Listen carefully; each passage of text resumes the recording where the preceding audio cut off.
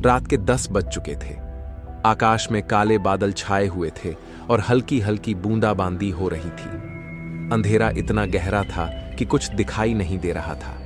अरुण अपनी बाइक पर सवार होकर तेजी से सड़क पर दौड़ा जा रहा था। उसकी घड़ी पर समय देखते ही उसका दिल धड़कने लगा। सिर्फ 20 मिनट बचे थे अंतिम ट्रेन के आने में। मैं ट्रेन मिस कर दूंगा, वह अपने आप से बड़बड़ाया। अरुण को आज देर हो गई थी क्योंकि उसका दोस्त राहुल उसे एक पार्टी में रोक लिया था। अब वह जल्दी जल्दी में स्टेशन पहुंचने की कोशिश कर रहा था। अगर वह यह ट्रेन मिस कर देता तो उसे रात भर इस सुनसान शहर में रुकना पड़ता, और यह विचार ही उसे डरा रहा था। अचानक उसकी बाइक का इंजन खराब हो गया। नहीं, अब नहीं, वह चिल्लाया। उसने कई बार स्टार्ट करने की कोशिश की, लेकिन बाइक ने जवाब दे दिया। अब उसके पास कोई चारा नहीं था, उसे पैदल ही स्टेशन तक जाना पड़ेगा। वह तेजी से दौड़ने लगा। सड़क पर कोई नहीं था, सिर्फ सन्नाटा और अंधेरा। कुछ देर बाद वह स्टेशन के गेट पर पहुंचा। स्टेशन का नाम बोर्ड टूटा हुआ था, लेकिन वह जानता था कि यही मनोरमा स्टेशन था। स्टेशन पूरी तरह सुनसान था। कोई यात्री नहीं, कोई रेलवे कर्मचारी नहीं, बस खंडहर जैसा माहौल।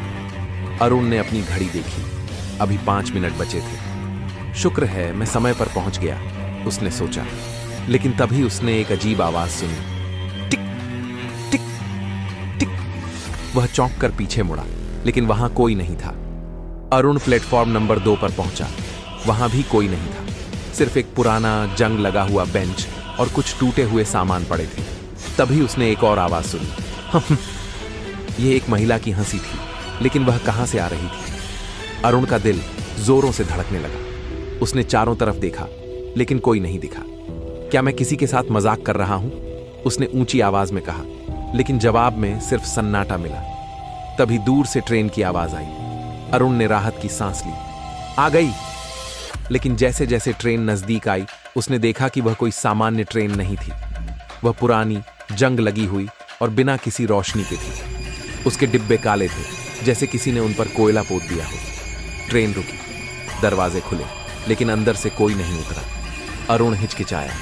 कुछ गलत था। क्या मुझे इसमें चढ़ना चाहिए? उसने सोचा। तभी उसने पीछे से एक ठंडी सांस महसूस की। कोई उसके कान में फुसफुसाया, चढ़ जाओ, वरना तुम्हें कभी घर नहीं मिलेगा।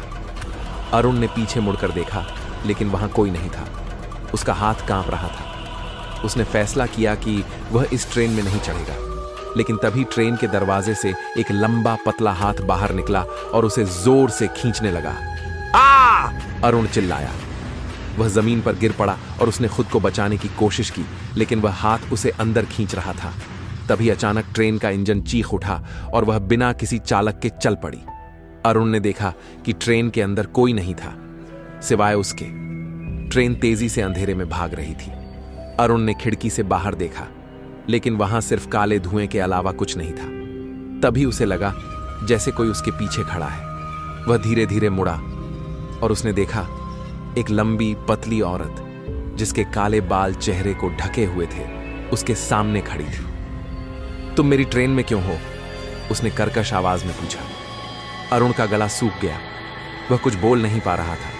तभी औरत ने अपने बाल हटाए और अरुण ने देखा कि उसका चेहरा नहीं था। आ! अरुण पीछे भागा, लेकिन ट्रेन के सभी दरवाजे बंद हो चुके थे। वह फंस चुका था। औरत धीरे धीरे उसकी तरफ बढ़ने लगी। तुम यहां हमेशा के लिए रुक जाओगे? अरुण ने आखिरी बार चीख लगाई और फिर सब कुछ अंधकार में डूब गया। अगली सुबह रेलवे कर्मचारियों ने स्टेशन पर एक बेहोश आदमी को पाया। वह अरुण था। जब उसे होश आया तो वह चिल्लाया, वह औरत, वह ट्रेन, बचाओ मुझे। लेकिन पुलिस और डॉक्टरों ने उसकी बातों पर ध्यान नहीं दिया। यह स्टेशन पिछले 20 साल से बंद है, एक बुजुर्ग कर्मचारी ने कहा। यहां कोई ट्रेन नहीं आती। अरुण ने आश्चर्य से देखा, लेकिन मैंने तो। तभी उसकी नजर स्टेशन के पुराने बोर्ड पर पड़ी। उस पर लिखा था, मनोरमा स्टेशन। 20 साल पहले यहां एक भयानक ट्रेन दुर्घटना हुई थी, जिसमें सभी यात्री मारे गए थे। अरुण का खून सूख गया। क्या उसने मर चुकी यात्रियों की ट्रेन देखी थी? और क्या वह औरत एक भूत थी? तभी उसने फिर से वही हंसी सुनी, हा हा हा, और उसने महसूस किया कि कोई उसके पीछे खड़ा है। तुम फिर से आ जाओगे,